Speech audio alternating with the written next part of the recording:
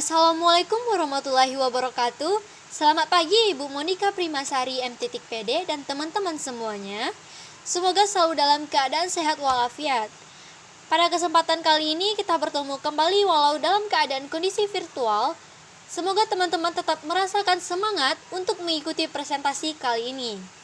Baik, sebelumnya perkenalkan nama saya Sylvie Jeffrey dengan NIM 20231033 dari kelompok 14 akan mempresentasikan materi terkait pengolahan dan pengawetan makanan. Namun saya tidak sendiri karena saya ditemani oleh rekan saya yaitu Nadira Gita Cahyani dengan NIM 20231128. Baik, sebelum masuk pada pembahasan kasusnya, di sini kita akan membahas sekilas kenapa sih makanan itu perlu diawetkan.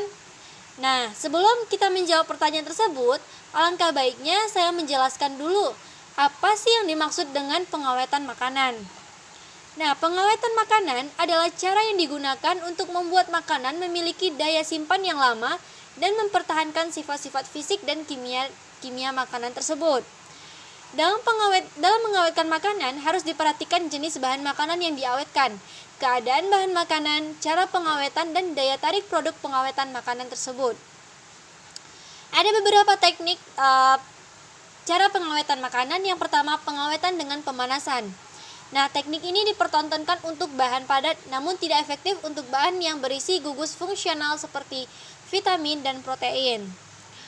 Teknik yang kedua yaitu ada teknik pengawetan dengan pendinginan. Nah, teknik ini dipertontonkan dengan memasukkan ke dalam lemari pendingin. Contohnya dapat diterapkan untuk daging dan susu. Teknik yang keempat yaitu pengawetan dengan pembekuan.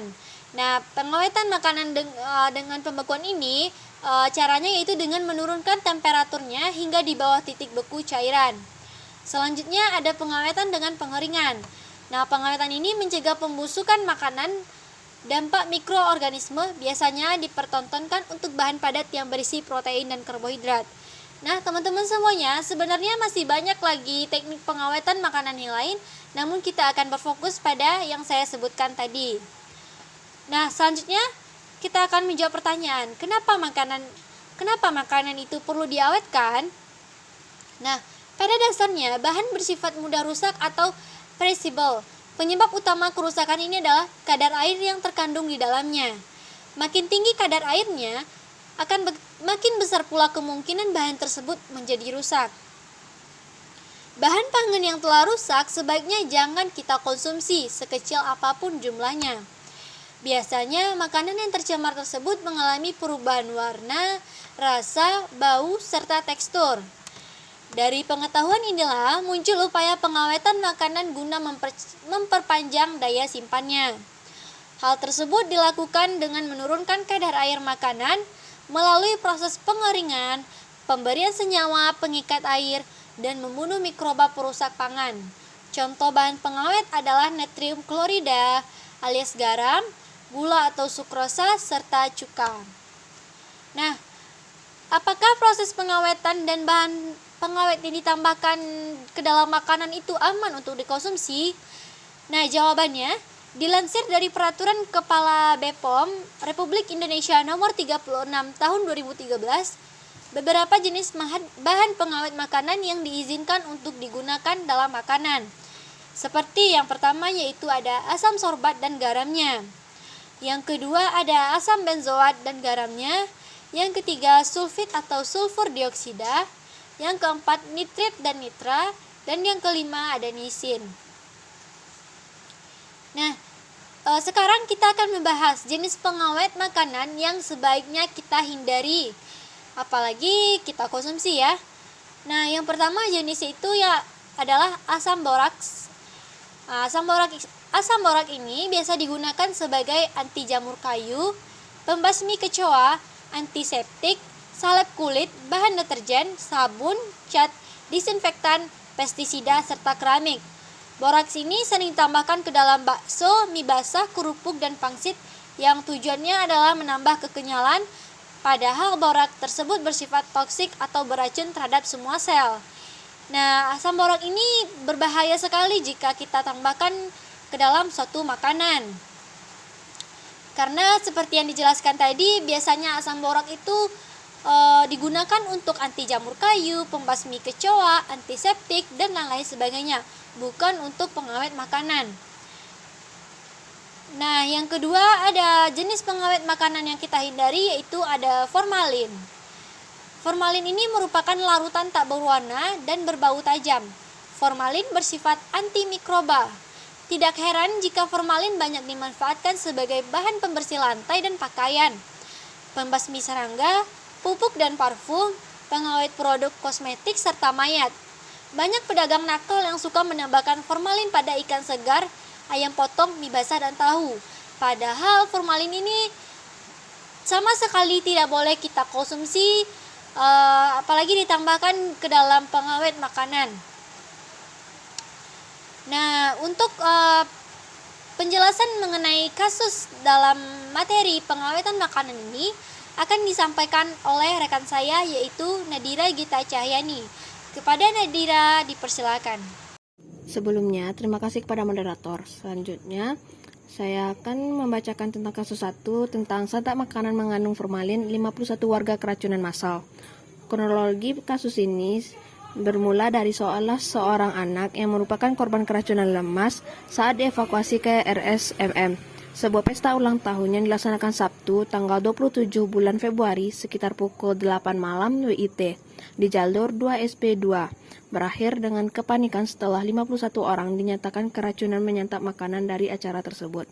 Berdasarkan data dari 51 warga yang keracunan, 11 diantaranya adalah anak-anak dan selebihnya orang dewasa.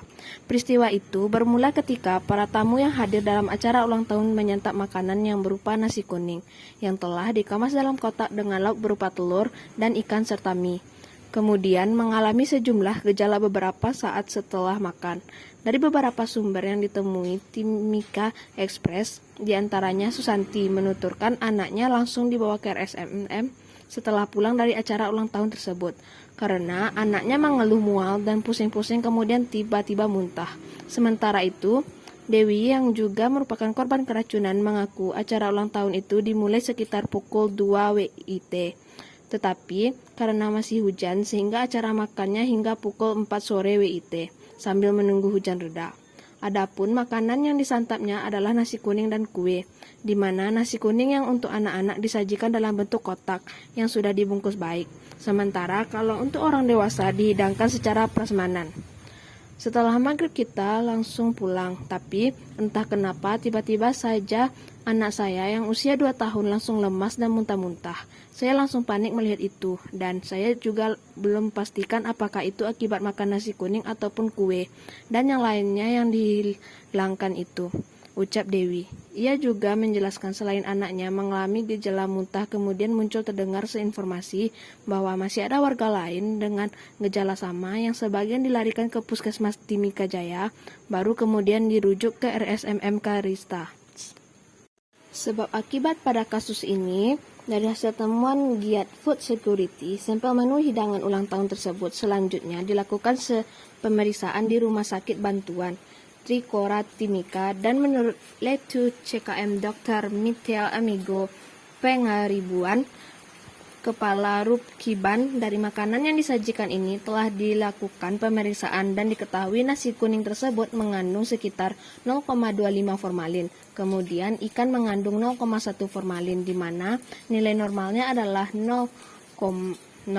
Sementara bihun mengandung 0,1 formalin dan 0,65 nitrit yang merupakan pengawet makanan. Nitrit ini banyak digunakan pada produk olahan daging seperti burger, kornet, dan daging asap. Mengonsumsi nitrit yang berlebihan dapat menyebabkan keracunan dan bersifat karsinogenik atau zat yang menyebabkan kanker. Sedangkan nasi kuning terdapat kandungan formalin 0,25, di mana formalin bereaksi cepat pada saluran dan organ pencernaan apabila kondisi perut kosong, dapat menyebabkan keracunan pada organ fungsional tubuh manusia yang ditandai dengan gejala sukar menelan, nafsu makan berkurang. Kemudian gejala mual merupakan penolakan dari lambung, sakit perut yang akut, dan sebagian reaksi penolakan dari hati, lambung, usus besar, diare, dan pada akhirnya akan disertai dengan muntah-muntah. Untuk tambahan pemeriksaannya lanjut Pengaribuan Mereka juga harus menelusuri nasi kuning ini bahan-bahan dari apa saja seperti beras, santan, serta kunyit kemasan. Dari hasil penelitian itu dan kesimpulan menurutnya nasi kuninglah yang paling mungkin menjadi penyebab korban keracunan dikarenakan makanan itu yang paling banyak masuk dalam tubuh dibandingkan bahan yang lainnya. Sekian penjelasan dari saya kembalikan kepada moderator. Baik, terima kasih penjelasannya Nadira. Itulah materi yang dari kami kelompok 14 mengenai pengolahan dan pengawetan makanan. Kurang lebihnya dapat kita simpulkan bahwa pengawet makanan digunakan untuk memperpanjang daya simpan makanan tersebut. Nah, dari kasus yang sudah kami paparkan itu, 51 warga secara massal keracunan karena mengandung makanan yang mengandung formalin. Yang mana pada kasus tersebut makanan yang disajikan itu mengandung formalin sehingga para tamu atau korban keracunan tampak seperti lemas, pingsan, dan lain-lain sebagainya. Nah, teman-teman semuanya, kita harus waspada terhadap makanan-makanan yang mengandung bahan pengawet yang berbahaya apabila kita konsumsi. Nah, harapannya dari apa yang sudah kita presentasikan hari ini bisa menjadi manfaat untuk kita ke depannya.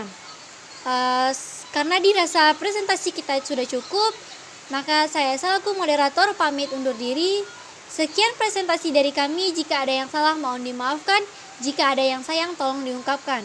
Wassalamualaikum warahmatullahi wabarakatuh.